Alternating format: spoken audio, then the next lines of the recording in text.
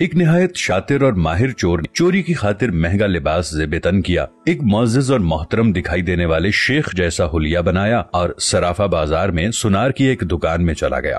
سنار نے جب اپنی دکان میں وضع قطع سے نہایت ہی رئیس اور محترم دکھائی دینے والے شیخ کو دیکھا جس کا نورانی چہرہ چمک رہا تھا، تو سنار کو ایسے لگا جیسے اس کی دکان کے بھاگ جاگ اٹھے ہوں۔ اسے پہلی بار اپنی چھوٹی سی دکان کی عزت و وقار میں اضافے کا احساس ہوا۔ سنار نے آگے بڑھ کر شیخ کا استقبال کیا۔ شیخ کے بہروپ میں چور نے کہا، آپ سے آج خریداری تو ضرور ہوگی، مگر اس سے پہلے بتائیں کہ کیا آپ کے لیے ممکن ہے کہ آپ اپنی سخاوت سے ہمارے ساتھ مسجد بنانے میں حصہ ڈالیں؟ اس نیک کام میں آپ کا حصہ خواہ 1 روپیہ ہی کیوں نہ ہو۔ سنار نے چند روپے شیخ کے حوالے کیے ہی تھے کہ اسی اثنا میں ایک لڑکی جو در حقیقت چور کی ساتھی تھی دکان میں داخل ہوئی اور سیدھی شیخ کے پاس جا کر اس کے ہاتھوں کو بوسہ دیا اور التجائیہ لہجے میں اپنے اور اپنے اہل و عیال کے لیے خیر و برکت کی دعا کے لیے کہا۔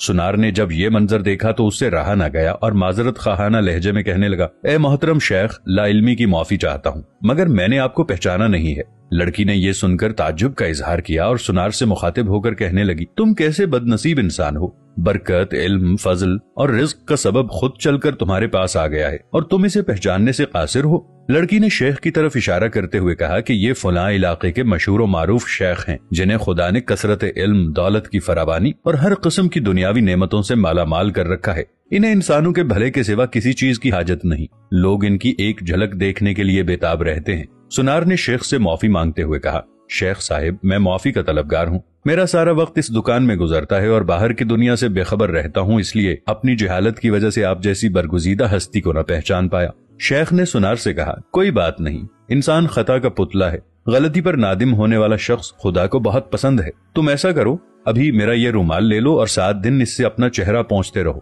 7 دنوں کے بعد یہ رومال تمہارے لیے ایسی برکت اور ایسا رزق لے کر آئے گا جہاں سے تمہیں توقع بھی نہیں ہوگی۔ جوہری نے پورے ادب و احترام کے ساتھ رومال لیا، اسے بوسہ دیا، آنکھوں کو لگایا اور اپنا چہرہ پونچھا۔ ایسا کرتے ہی وہ بے ہوش ہو کر گر پڑا۔ اس کے گرتے ہی شیخ اور اس کی دوست لڑکی نے سنار کی دکان کو لوٹا اور وہاں سے فوراً رفو چکر ہو گئے۔ اس واقعے کو جب 4 سال گزر گئے اور سنار رو دھو کر اپنا نقصان بھول چکا تو 4 سال کے بعد پولیس کی وردی میں ملبوس 2 اہلکار سنار کی دکان پر آئے۔ ان کے ساتھ وہی چور شیخ تھا جس کو ہتکڑیاں لگی ہوئی تھیں۔